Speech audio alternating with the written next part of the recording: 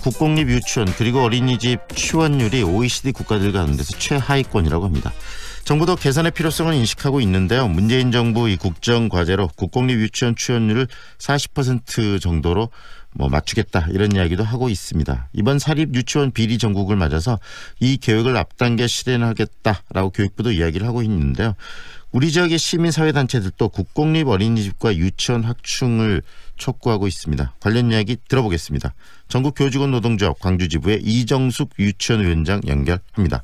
안녕하세요, 위원장님. 네, 안녕하십니까. 네. 이정숙입니다. 전국적으로 지금 큰 공분을 불러오고 있는 게 바로 사립 유치원 비리인데요. 위원장님 이 상황을 어떻게 주목하고 계십니까? 사실은 오랫동안 묵혀놓은 사건이에요. 이게 네. 어느 하루아침에 이루어진 사건은 아니고 계속 누적해 있다가 이번에 이제 밖으로 표출이 된 거죠. 박용진 의원에 의해서 밖으로 꺼내진 거라고 생각합니다. 네. 박용진 의원에 의해서 이것이 공론화됐지만 실질적으로 이런 문제의식들은 끊임없이 있어왔던 이야기 아니겠습니까? 그렇죠. 그만큼 이 사립 유치원의 비리가 뿌리가 깊다는 이야기일 수도 있는데요. 이런 비리들이 일어나는 원인은 어디에 있다고 진단하시나요? 아무래도 사립 유치원들은 다른 사립학교하고는 다르게 개인이 거의 모든 걸 투자를 해서 시작을 하거든요. 네. 그래서 사실은 어떤 공공적인 교육기관이라기보다는 나의 사유재산이고 나의 어찌 보면 영업의 한 방편이죠. 교육이. 네. 그러다 보니까 이런 내 재산이고 사유재산을 갖고 운영을 했었고 근데 국가에서 장기 발전적으로 아이들에게 이제 지원금을 주고요. 지원금을 주게 되니까 그 지원금이 당연히 내 호주머니에 있는 돈하고 합쳐지는 거죠. 네. 결국은 유치원들을 개인 재산으로 여기는 많은 원장들이 있는데 그런 부분들을 개선하지 않는 상태에서 2조 원이나 되는 누리예산, 천문학적인 돈이 주어지니까 바로 그런 부분들이 비리의 시작점이 될 수밖에 없다. 이 말씀이시네요. 그렇죠. 네. 네. 전교조에서 지금 국공립 유치원과 어린이집 확충이 필요하다. 지금 이야기하고 계시는 거 아니겠습니까? 바로 네네. 국립과 공립 유치원 어린이집을 만들자라는 이야기인데 이렇게 주장하시는 이유는 어디에 있으시죠? 사실은 특히 다른 지역에 비해 광주가 사립 유치원의 비중이 굉장히 높아요. 네. 그러니까 반대로 국공립이 그만큼 적다는 거죠.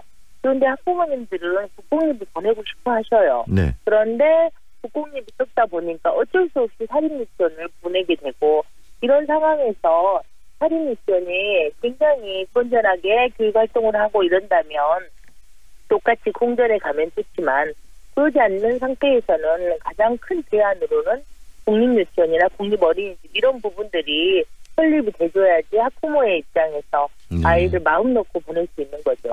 공공성이 확보된 국공립이 늘어나야 된다는 것은 많은 부분들 학부모들께서도 공감을 하실 것 같은데 왜 광주가 네네. 다른 지역에 비해서 이렇게 국공립 유치원과 어린이집이 적죠? 그 이유는 뭡니까? 이제 아무래도 사립이 오랫동안 유아교육에서 출발점이 사립에서 시작되었거든요. 네.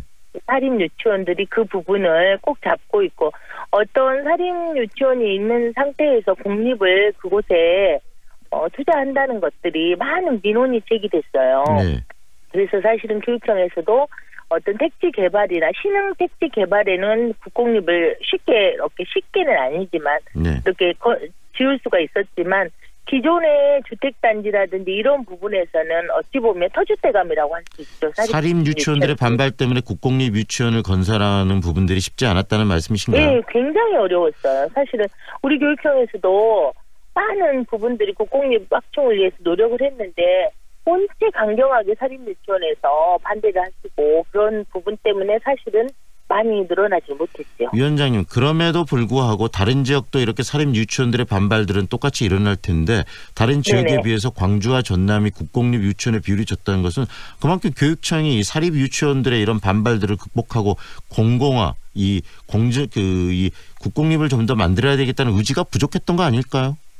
사실 그런 부분도 없지 않아 있을 거예요. 네. 아무리 무섭더라도 아무리 구더기가 무서워서 된장을 못 담근다 하더라도 사실은 교육청에서 밀고 나가고 강경하게 했으면은 조금은 더 플러스 될 텐데 사실은 이제 우리 교육청이 사립 유치원도 하나의 교육기관으로 네. 보니까 그분들을 존중하고 이러다 보니까 상호 이제 보완한 차원에서 추진을 계속 못한 거죠. 긍정적인 뜻으로 이 존중이라고 이야기하지만 사립 유치원들을 교육청이 제대로 관리하지 못했던 것, 그것이 바로 이런 문제를 만들어내는 원인일 수도 있는 거 아니겠습니까?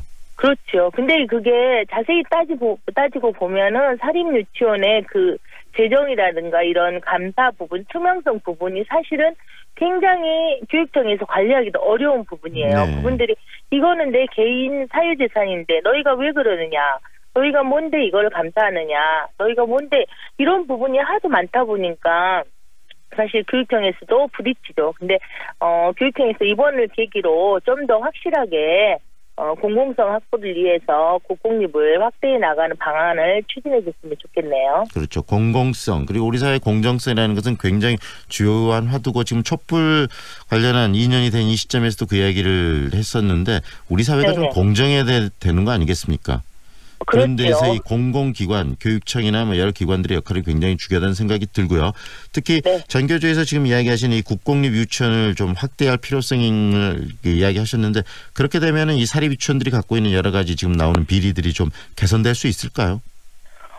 아무래도 지금 국가에서 추구하는 뭐 에듀파인 시스템이라든가, 그다음에 정부 뭐 지원금을 보조금으로 한다든가, 이런 부분들이 법적인 테두리가 생긴다면 사립 유치원에서도 좀 더 건전하게 이 교육기관으로서 운영을 하지 않을까라는 부분이 저희들의 생각입니다. 좀 더 근데 현실적인 고민도 해보죠. 지금 이 국공립 유치원을 늘리기 위해서 가장 필요한 건 예산 아니겠습니까? 네네. 그런 예산들이 지금 충분히 교육청이나 이런 데 좀 확충이 돼 있을까요? 아니면 그런 부분에 대한 고민도 같이 좀 해야 될까요? 갑자기 그렇게 예산이 한꺼번에 늘진 않을 거예요. 기본적으로 교육청에서도 어느 정도 예비비는 갖고 있지만, 이번 사태를 맞이해서 이제 저희 뭐 장관님께서도 40%로 확대하겠다고 하는데, 네. 그게 순간적으로 올해 내년 사이에 확대는 사실은 제가 생각할 때는 어렵다고 생각해요. 점차적으로 늘리는 방안을 해야지.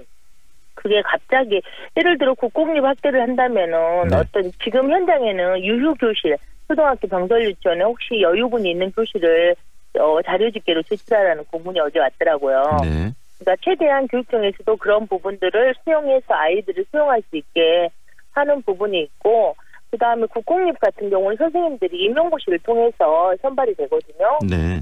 그런데 이미 내년도 임용고시 인원이 다 지금 나와 있는 상태예요. 네. 내년에 유치원 선생님, 공립 유치원 선생님, 뭐 일반 선생님 13분, 그다음에 유치원 유아특수라고 해서 5분에서 총 18분을 뽑거든요. 네. 그런데 갑자기 이렇게 학급은 많이 증설될 수는 없죠. 네. 이런 부분이 교육청도 조율을 해가면서 이렇게 한 계단 한 계단 밟아야 될 거라고 저희는 생각합니다. 일단은 전교조에서도 이 국공립 어린이집과 유치원을 좀 확충하자라고 이야기를 했는데, 네네. 몇 퍼센트 정도 이 국공립 유치원들이 이 유치원 교육이나 또 어린이들 교육을 네. 담당하는 게 좀 공공성에 있어서 적절하다고 생각하십니까? 저 개인적으로는 생각으로는 그래도 절반 정도는 돼야지 서로 발맞춰 갈 수 있지 않을까라는 생각을 하거든요. 네. 지금 현재는 강주가 뭐 거의 20% 정도, 18% 정도밖에 안 되는데, 그 부분을 점차 올해, 내년, 그 다음에 이렇게 늘려간다면 차후에는 같이 둘이서 절반 정도 해서 발맞춰서 학부모들이 나는 이런 부분에서 사립 유치원을 보내고 싶고, 사립 유치원만의 특징이 있고 또 공립 유치원만의 특징이 있듯이 학부모가 선택할 수 있게 네. 이런 부분들을 점차 늘려나갔으면 좋겠습니다. 50% 이상은 돼야 된다라는 말씀이신데요. 그렇죠. 광주시 교육청에 이런 이야기를 좀 하셨어요? 아직 교육청하고는 이 부분에 대해서는 특별히 얘기를 나누지 못했고, 교육청에서도 지금 이 사태가 터지면서 유아교육 부분들을, 사실은 유아교육 부분이 교육청에서는 하나의 아주 한쪽 기퉁이에 있는 아주 작은 거라고 생각하시거든요. 네네. 예산도 그만큼 적고요. 다른 중고등학교, 초중등에 비해서. 네. 그러다 보니까 한쪽 틈에 있던 유아교육인데, 이번에 이 계기로 인해서 유아교육이 크게 좀 나온 것 같아요. 네. 그래서 교육청에서도 아마 이 부분에 대해서 생각을 하지 않을까라는 생각을 갖고 있고, 현재 교육청하고는 어떤 특별한 얘기는 네. 나눈 건 없습니다. 이런 부분에 대한 적극적인 좀 논의들, 우리 교육의 주체들인 이 또 교육청, 그다음에 또 전국 교직원 노동자 국가의 이런 논의도 좀 필요하지 않을까 하는 생각도 드네요. 오늘 말씀은 여기까지 네. 듣겠습니다. 고맙습니다.